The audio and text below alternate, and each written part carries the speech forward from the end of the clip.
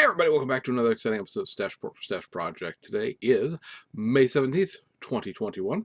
We have a few kit releases from domestic and, of course, import manufacturers. I also have one kit announcement as well. There, this past weekend was the Suzuki Hobby Show, and that was a limited event. Only sort of vendors, wholesalers, distributors, industry people were allowed to go. There was no public access this year, but that doesn't mean we don't have pictures from it. However, that will be on a separate video, as the amount of stuff to cover there would make this video like an hour long, and nobody wants to sit through all that. So we will be splitting it into another video later this week. There were a few genuinely new announcements at that show to cover, as well as just sort of reviewing built models, if you will, of kits that we know that are coming. So look for that later this week. So the one kit announcement will be the Salvino's kit for June at this point, because we're going to talk about the May kit here in a second. June release of the A.J. Foyt Racing 1983 Chevrolet Monte Carlo. So this is another one of the very, very basic schemes that A.J. Foyt ran. It's just a orange car with some Valvoline stickers on it, and that's pretty much it. Famous number 14. And, we'll make a complimentary piece to the Oldsmobile that was released earlier, but that'll be coming next month. In kit releases this week, we got the May kit from Salvino's JR, and that is this, the Junior Johnson Racing Dale Waltrip driven 1981 Chevrolet Monte Carlo, the one-off Mountain Dew scheme from Riverside Raceway.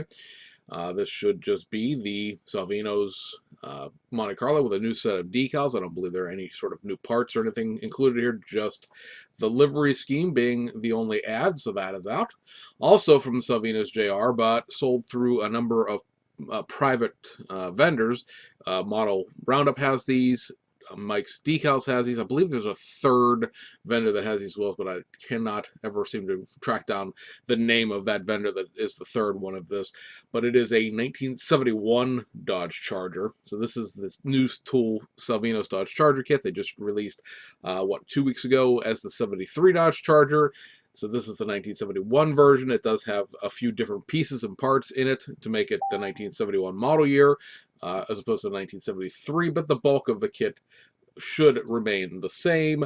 And most of these vendors that are selling these have either have decals available for it separately, or I believe at least in case of Mike's Decals, he'll sell it to you with a choice of different liveries that you can add on for a nominal fee.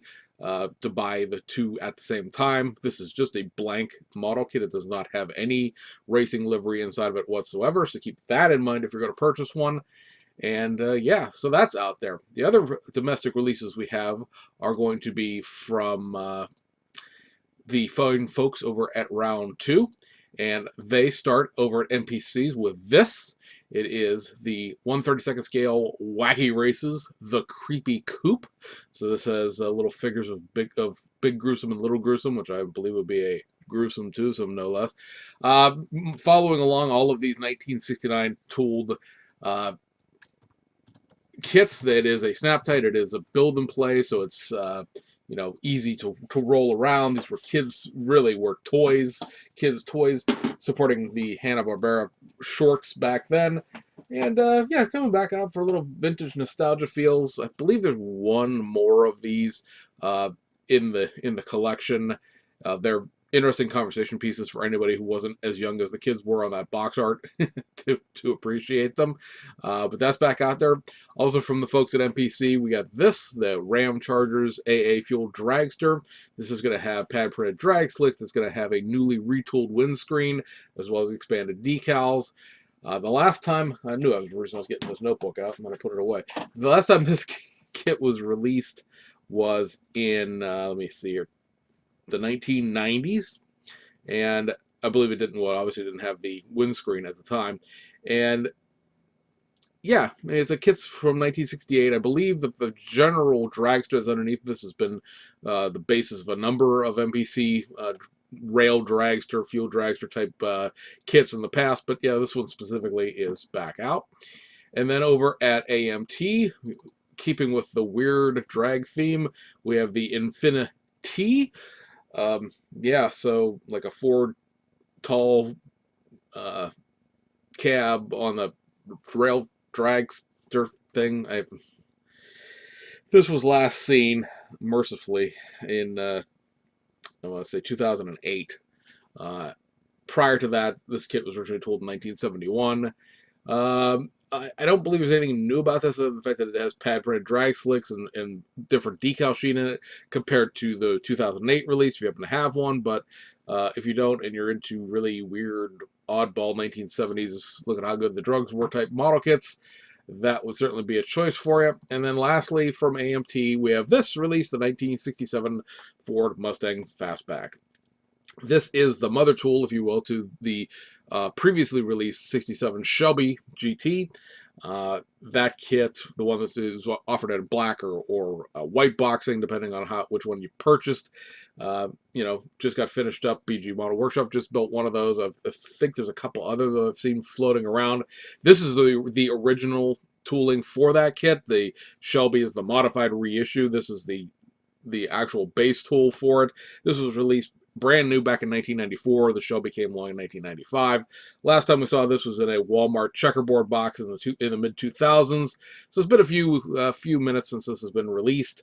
Pad printed Firestone wide ovals, expanded decal sheets.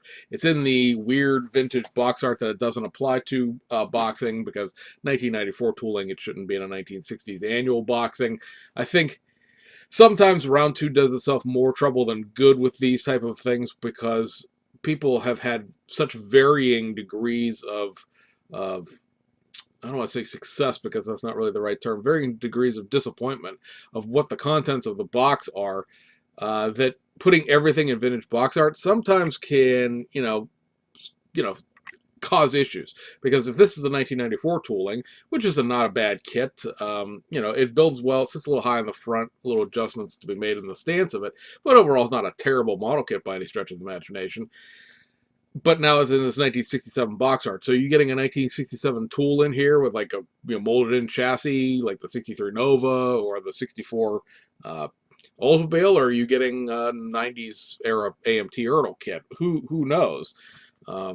I don't know what the solution to this is, because obviously the vintage box art sells them a lot of model kits. People are very, very into the box art, and I get that. I've said before, box art doesn't make me buy model kits, but I certainly appreciate good box art nonetheless.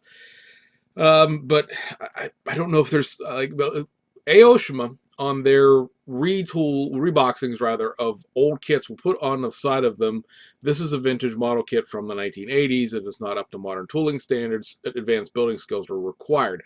Something like that needs to be put on some of these round two kits, not because the kits are unbuildable or anything like that, but just so you know where you're getting at. Like, this could have a little blurb on it, created for modern tooling, and at least you know what to expect. It's not a 1960s kit.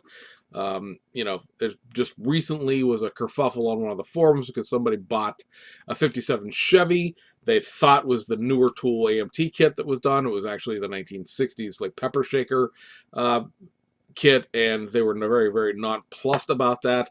Perhaps didn't express it in the most politically correct way, which is ironic considering how impolitically correct a lot of model builders are just in general.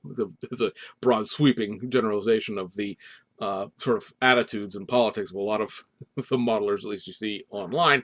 But everybody took offense to it. Oh, you're just bashing a kid. It's perfectly good. It's like, yeah, but it's been superseded. Like, if you want to build the old model kit, that's fine, cool, knock your socks off. But if you were expecting something newer, that's not a great place. I don't mean to go off on a tangent, but here we go.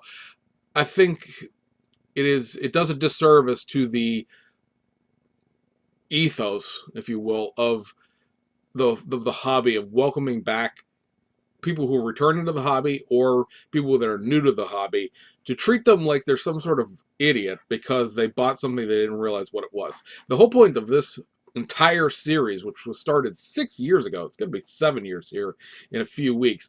The whole point of starting this series was the fact that that was a problem I saw 6 years ago. When people would buy model kits, they didn't know what they were getting. They didn't know what to expect. They were significantly disappointed by the results of their purchase because we were not informed as a consumer as to what to expect in their model kit. And then they would go off on a tangent bashing round two for releasing some old model kit where it's like, yeah, it's an old model kit. Like, we all knew that, who've been in the hobby for the last 30, 40, 50, 60 years, but as somebody who's new to the hobby, they don't know that.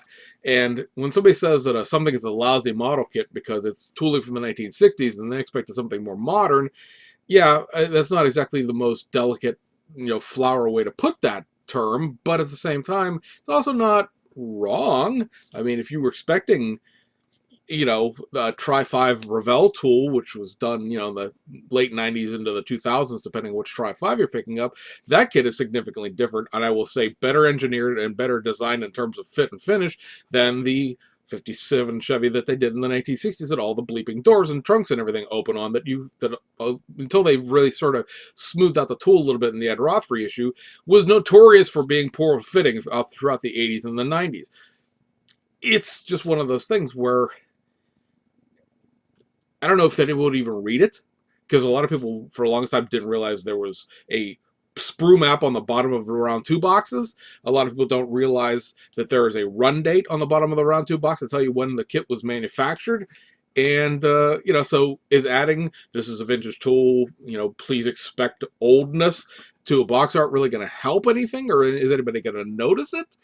But yeah, also the treatment of newbies, returnees to the hobby also needs to be looked at a little bit, because you're sort of, you say you want people in the hobby. The hobby's dying. We don't have enough people. Then when people come back in, you treat them like they're idiots. You treat them like they're second-class citizens because they don't appreciate some vintage model kit that you grew up with, but they did not. It's a thing we've talked about here before. I grew up in the 1980s in the hobby in terms of being a small child, so my building experience is not the same as somebody who was a kid in the 1960s in terms of what I expect out of a model kit, what I expect from a building experience. I have said before on the show, I'm not a person who enjoys hand-to-hand combat with model kits like a lot of folks do. That's just because those kits didn't exist as frontline kits. We got reissues of all that stuff in the 80s and the 90s, of course, but that wasn't the primary thing. You go buy, any monogram kit from the 1980s, it's going to go together. It may not necessarily look like the car in certain aspects, depending on which model kit you're talking about. The AMT Ertl kits, for the most part, all go together. The new ones all go together pretty well, the annual kits and stuff like that. We grew up with kits that assembled without really a fight. And those kits, it's kind of funny when you look back at it. We'll get into the import stuff here in a second, but it's kind of funny when you look back at those older model kits of how much care it takes to put one of those things together now. Of course, you're also building it to an adult hobby standard compared to building it as a kid. But man, how did kids survive the 1960s? There's a lot of model kits I see people throwing around that, those were frontline model kits back then. Like, some of those AMT trucks and the AMT fire trucks and stuff like that, those take a lot of dedication to get straight and have a good looking model kit come out of them.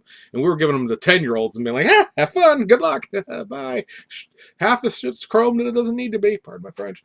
All right, so overseas we go to the folks at, let's go to Hasagawa first. A couple of reissues on their rally side. First up, we have the 2005 WRC in the 2006 season, Rally New Zealand. This is Valentino Rossi's entry here. I'm not sure if this is the first rally he ever run or not. It's probably significant for a reason. I probably should have looked that up, but I didn't because I'm lazy. But this is a very basic livery on a black, or maybe a dark blue. I did not look at the instructions to see what paint color they call that, but I think it was black. Very basic livery on a black scheme. They did find some rims that are included that do look very much like the rims on the box art. So I don't know where those have been hiding necessarily, because they haven't been in some of the more recent Subaru reissues. But yeah, that's nice to not have to go find something to build a model kit. And then also we have the Mitsubishi Lancer Evo 3 from the 1996 Catalonia Rally. This is a little bit of a disappointment, only from the completeness sense of standards. This does not include any way, shape, or form any of the Winfield tobacco livery required for this car. They're great big, the word Winfield is great big on the side of the red stripe on the doors. There should be a Winfield header on the the windshield headliner. There should be a windshield logo on the rear spoiler. None of those things are included in the kit. Not upside down, not split into separate letters, not at all. Also with this kit, when you build it, the graphics department gave you the red swooshes for the front fenders, and they gave you the white and gold stripes for down the side of the car, but all of the red otherwise on the car you have to paint yourself. So you're painting the front bumper, which is separate, so that's not that big of a deal. You're painting the rear spoiler, again, separate, not that big of a deal, but painting those bottom to top side stripes, we have to be very, very careful with that, obviously, in terms of masking it off to make sure that it's even on both sides, that it climbs at the same angle on both sides, that it's the same width on both sides, and whatnot. Now, Museum Collection does, which is a company out of Japan, does do a livery for this race, this rally rather, and I believe it's Monte Carlo. It might be Tour de Course. It doesn't matter. That is a $13, $14 decal sheet. You would only need to pull about 5 pieces of wording off of to apply to the missing areas on this, but it's also, it's not that big of a surprise. Getting the John Player decals in the Jaguar kit was a little bit of a surprise, but at the same time, it's like, yeah, you really can't expect them to include all the tobacco stuff. So while I would like to see it, I am not at all shocked in any way about it. So over to Hiroshima. Couple of straight reissues. First up, you have the 82 Nissan Cedric Gloria 280e Brougham. This basically is differentiated as far as the grills and the taillights go, so just a restock. Also on the restock, we have the Toyota Hilux double cab lift up. So, I don't know. This kit's been reissued again. This is another one of the 6 months for life kits that Aoshima does. Every 6 months or so that comes out. As far as the kits this month, as far as the reboxed into the new rebox line, on the tuned model car side, you have the Mola Sports Suzuki Cappuccino. Again, this is already done. It's the number 37 in a series of well over 50 at this point. Kits from 1992. The Mola stuff was added back in 2004.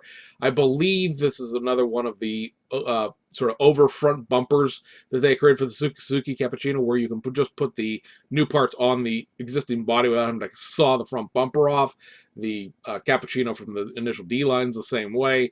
And yeah, curbside little car. The ABC K Roadsters are pretty fun cars in general. And then we have the 1982 Toyota Corona. I don't know whose kit this is, but it's not an Aoshima kit. It does not have an Aoshima part number to it as far as the tooling goes. So this is something they picked up along the way. It is a very, very basic, old-school, motorized kit with a very, very prominent battery box. And that type of things, I believe it is really the only 141 generation Corona two-door. So there's that. And if you want to build one, this is really the only option you have. And then you have the 1980 Mazda Familia. This is an old IMEI tool. They did, when they packaged it into the model car line the first time, about 2 years ago, they did start including 2 sets of the wheels, because this kit, as it came from IMEI, because it was a motorized toy, came with a set of big and little tires. And they included 4 standard size tires and 2 sets of tire sprues, or wheel sprues, because that allows you to actually have 4 little wheels, because the wheel sprue is 2 big wheels, 2 little wheels, and so including 2 of them gives you basically 4 big wheels and 4 little wheels, and obviously little wheels are what you need for a factory stock Familia. And then lastly, we have the 83 Nissan Pulsar EXA. I really wish somebody would do a new Pulsar. I realize it wasn't that popular car. It's just such an odd thing. It's like somebody stuck a duck onto like a front end of an MR2 or something like that. It's a very oddly designed doorstop of a car, but at the same time, it's very unique.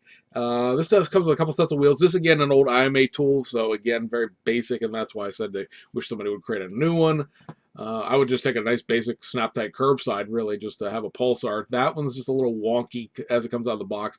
And IMEI kits always have that thing where they're not quite really 1/24 scale. Some of them are bigger, some of them are smaller, but it is what it is on that. And then we have 5 sets of 14-inch wheels this week as well. So first up, you have the 14-inch Excels, and then your 14-inch Kaku Tekken Type 2s, which are more of the traditional sort of Toyota Corolla 4-lug steel wheels. And then you have the Mark 2s, the Mark 1s with the 4-lug, your Techno TRV, and then that would be actually it for the 5 sets of wheels. Wasn't counting as I was going from wheel set to wheel set. Lastly, on this week's episode, we have a couple of releases from the folks over at Nunu. These are the Platts releases, so these are now globally available after being available only in Hong Kong for about 3 weeks. First up, you have the Reeboks reissue of the Chevrolet Cruze World Touring Car Championship. This is the 2013 season World Champion car for Jan Mueller. This represents the car as it ran at the Macau race at the end of the season. At that point, he had already secured the championship about, I think it was 2 races beforehand. So it has a big, laurel wreath with 2013 season champion on the roof, and then it has the 4 laurel wreaths on the fender, representing each of the 4 WTCC championships he had won at that point. Livery-wise, the red Luke oil for the hood is included. They include the gold and the white stripes for the rear end, but you basically paint the entire back half of the car red, and the decals will do the splits, if you will, of the color scheme. And yeah, I mean, it's a two-tone, but it's not a tremendously difficult one by a stretch of imagination. Especially having that hood decal be the hood red be a decal. That saves you a lot of time and trouble there. And then also available but sold separately is the detail up set. And this is going to basically replicate the B-Max one for the original Cruze. I don't believe there's anything new about it necessarily other than having the new logos and stuff like that. It's probably been redrawn, at least partially, to include the new logos and parts numbers and stuff like that. But I think from looking at it and looking at the one I already have from an original set, it looks to be pretty much the same. You get seatbelt material in there, you get the air jack, you get the antenna, as well as I think there's actually 3 small strips, but they're stacked one on top of each other, so it just looks like one strip of carbon fiber decals. You get like seat wraps and parts of the interior, a front lift spoiler, the rear spoiler, so there's a little bit of carbon fiber in there. And then the other kit, this is a modified reissue, is the Audi Sport Quattro S1. Now this represents the 1986, what they call the U.S. Olympus Rally, which I suppose technically is a clumsy way of saying the Olympus Rally, which was a U.S. race, was run out in Washington State. This represents the 3rd place finishing team. These were American drivers in this car. Now, this car specifically, it has a entirely new body as well as a new front clip parts, new wheels included in this, a new rear spoiler. There's about 3 sprues of new parts, not counting the body. The entire body shell is an entirely new piece. And this represents sort of either the pre or post Evo 2 body style. Now, this body style only ran one time in 1986, and it was this rally. You of course remember the tragedy that happened at the Tour de Corse. Audi and Lancia, and I think, I'm trying to think of who else it was. I'm not sure if it was Peugeot or it was somebody else, had pulled out of pretty much the following rallies. And this is the death of Group B. And this was the first time that Audi had participated in the 1986 season after Tour de Corse, and they ran this Group B prior to the crazy weird aero thing that they had lying around in a garage someplace. I mean, that's a real crude way of explaining it, but you get the idea. This was an old car they brought out of retirement, and this also represents the 1984 and most of the 1985 season Audi Quattro as well, prior to the Evo 2 wackiness. So there are a number of decal sheets either that have just been done or will be done in the future to do 1984 and 1985 seasons on this car. So this release, even though it represents the literally last Group B rally ever run, also is the basis for earlier cars. So it's not just a one-shot and you're done kind of kit release. So yeah, that's out there as well. And then lastly, for this video, that does, of course, come with its own detail upset. This detail upset is somewhat different than the E2 B-Max set because, of course, at this point, this is a different front end and different rear end on the car. So the grills and the grates and the all of the body components, stuff like that, are different. This one doesn't come with as much photo etch because it doesn't have all of the aero panels that the original E2 one did, because the E2 had a lot of very, very thin fiberglass aero add-ons that they replicated with PE. So a little bit simpler. Then you get, of course, the antennas in there, and you have the seatbelt material in there, and all of the rest of the stuff you'd come to expect from a new B-Max DL upset. That, guys, wraps this one up. So I hope you guys had a great weekend.